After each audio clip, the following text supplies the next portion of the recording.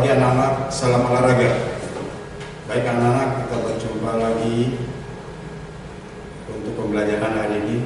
Ya, selamat datang di SMP Wadi Kota Cirebon, Sekolah Berwawasan Teknologi Bernuansa Religi. Bagaimana anak-anak kabarnya? Ya, mudah-mudahan dalam keadaan kondisi baik ya. Tapi jangan lupa harus memperhatikan protokol kesehatan ya anak-anak ya. Ada berapa anak-anak? 5M ya. Yang pertama, mencuci tangan menggunakan sabun dengan air mengalir. Kemudian yang kedua, memakai masker. Yang ketiga, menjaga jarak. Yang keempat, menghindari kerumunan. Dan yang kelima terakhir, kurangi mobilitas kegiatan ya. Baik, kita berlanjut kepada materi. Tapi sebelum materi, anak-anak kita berdoa dulu ya bersama-sama. Bagi yang beragama non-Islam menurut agamanya, bagi yang beragama Islam bersama-sama berdoa dengan Bapak. Ya, kita mulai. A'udzubillahi minasyaitonirrajim. Bismillahirrahmanirrahim. Doa sebelum belajar. Robbi zidni ilma warzuqni fahma.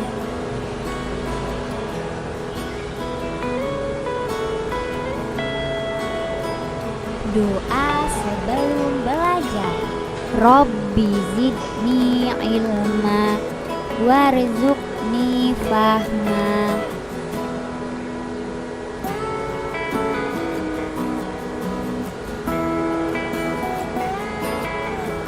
Doa sebelum belajar.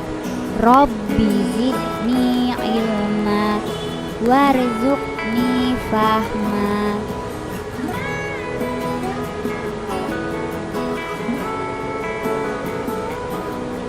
Baik anak, doa sudah selesai. Dan sebelum belajar, kalian harus memperhatikan tujuan pembelajaran pada hari ini. Setelah siswa mengikuti pembelajaran pada hari ini, diharapkan yang pertama, siswa dapat menjelaskan pengertian senam lantai. Yang kedua, siswa menyebutkan tujuan senam lantai. Yang ketiga, siswa dapat menyebutkan manfaat latihan senam lantai. Yang keempat, siswa dapat melakukan gerakan guling ke depan. Yang kelima, siswa mengetahui cara membantu gerakan guling ke depan. Dan yang terakhir, keenam, siswa dapat menyebutkan kesalahan-kesalahan yang sering dilakukan saat melakukan guling ke depan. Baik, untuk materi pertama yaitu kalian harus mengerti tentang pengertian senam lantai. Mungkin kalian sudah ada yang tahu? Ya baik, kalau belum, coba perhatikan ya keterangan dari Bapak. Senam lantai adalah setiap bentuk pembelajaran fisik yang disusun secara sistematis dengan melibatkan gerakan-gerakan yang terpilih dan terencana untuk mencapai tujuan tertentu. Nah, tadi adalah pengertian senam lantai ya.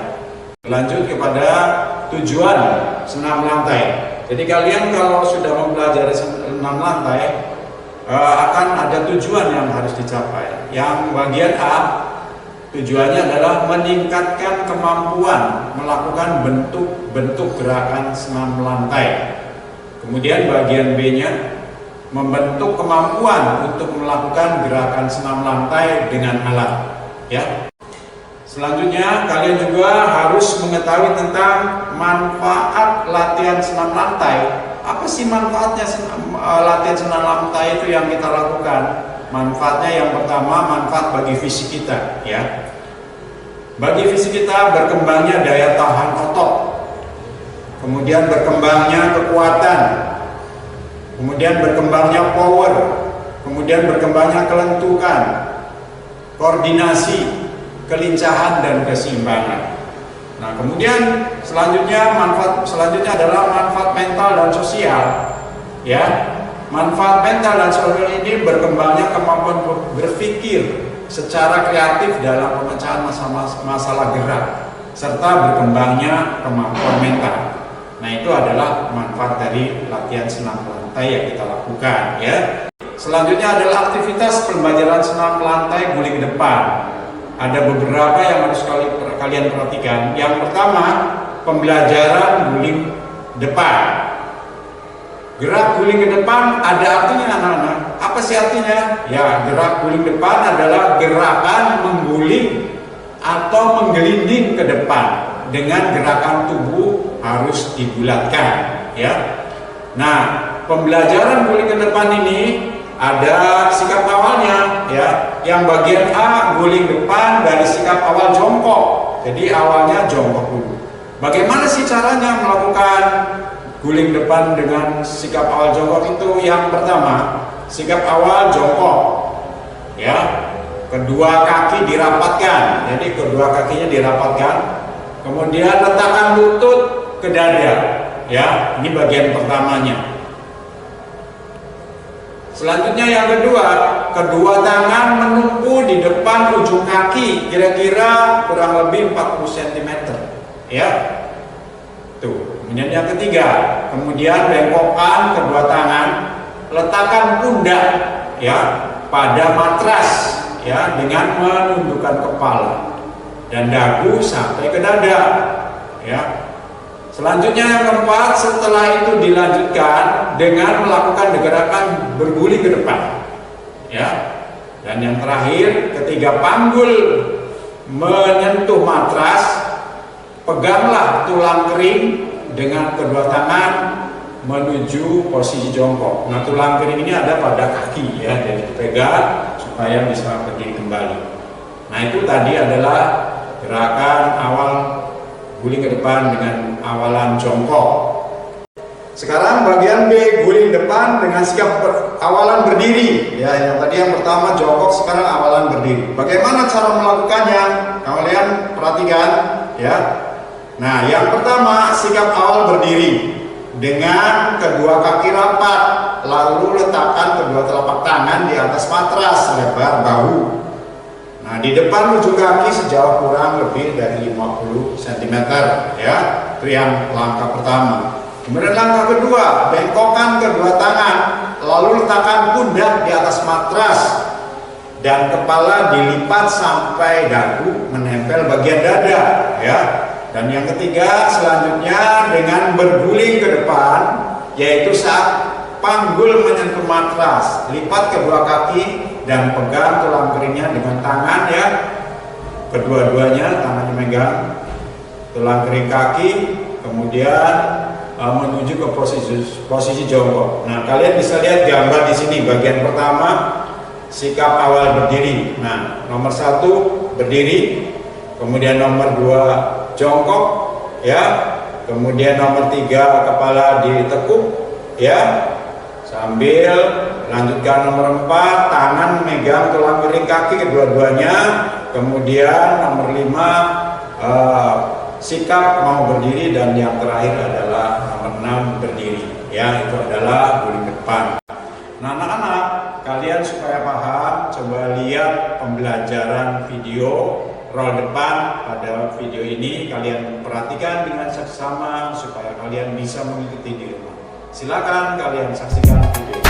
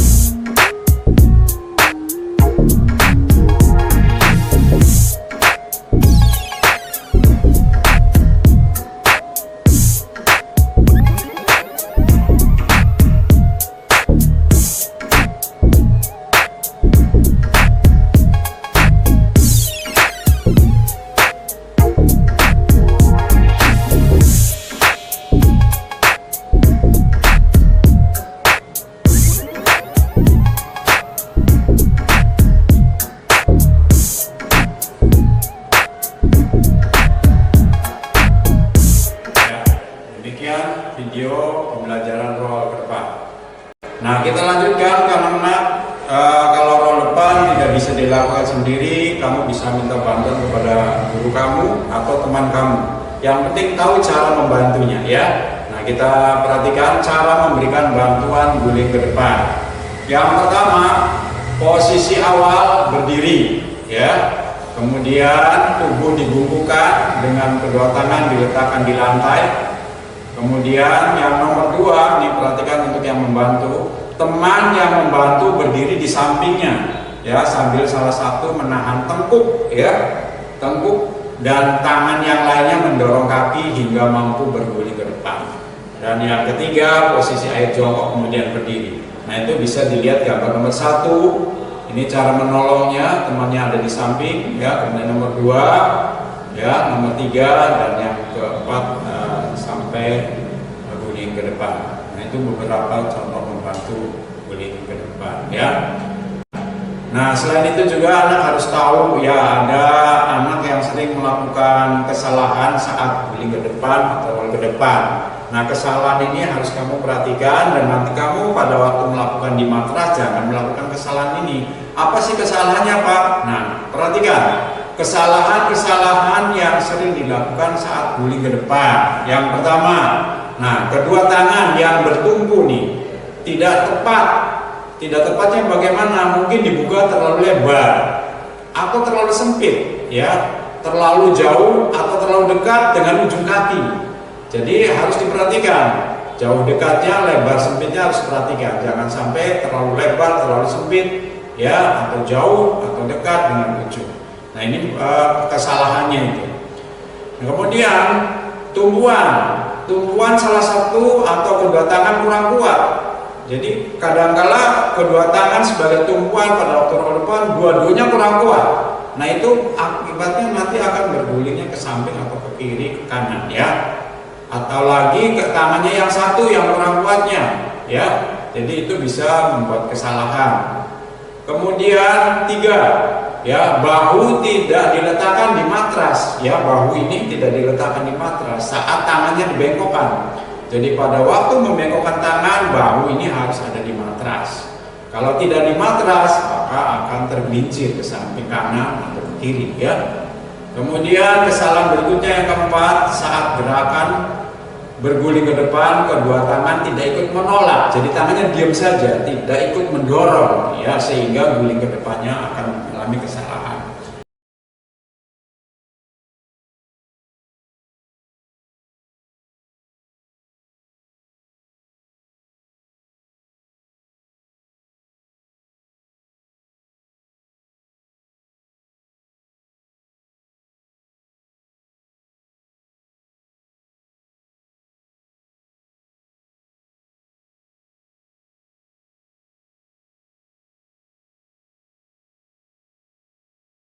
Nah, selanjutnya,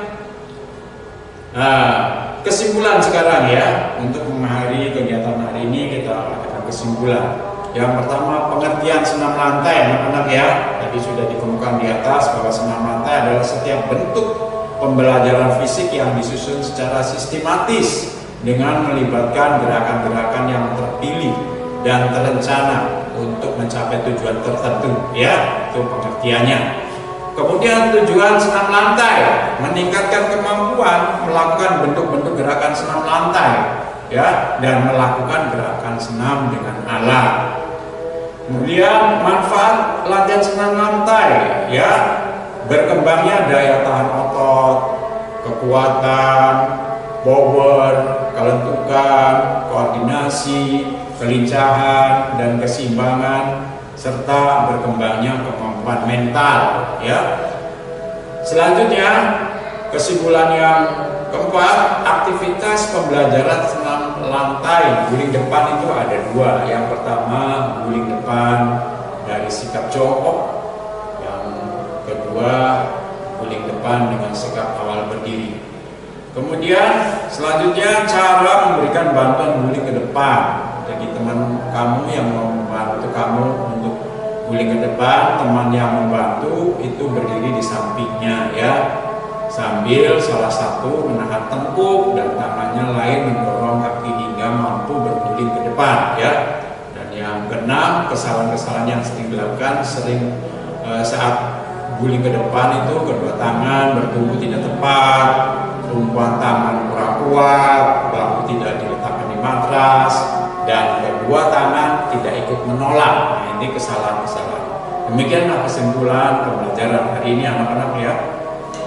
Baik anak-anak ya, sebelum mengakhiri kegiatan ini kalian nanti mengisi tugas dari Bapak yaitu mengerjakan soal di e-learning dan kalian pelajari dengan baik. Mudah-mudahan kalian mendapat nilai baik. Sebelum diakhiri, marilah kita membaca doa ya.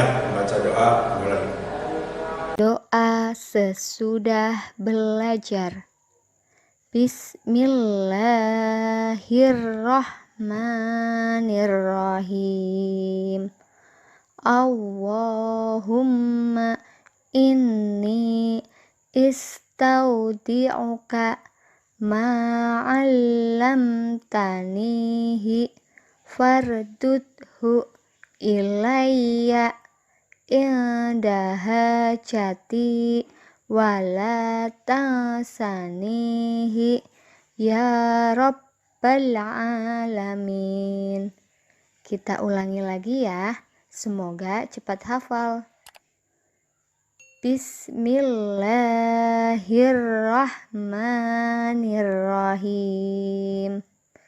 Allahumma inni istaudi'uka ma'allamtanihi fardudhu ilayya inda hajati wala tansanihi ya rabbal alamin.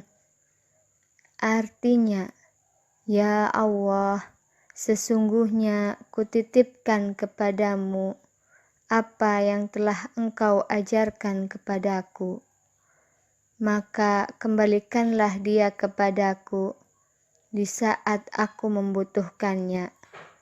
Janganlah Engkau buat aku lupa kepadanya, wahai Tuhan pemelihara alam. Selesai, terima kasih atas perhatiannya. Wabillahi taufiq wal hidayah. Wassalamualaikum warahmatullahi wabarakatuh.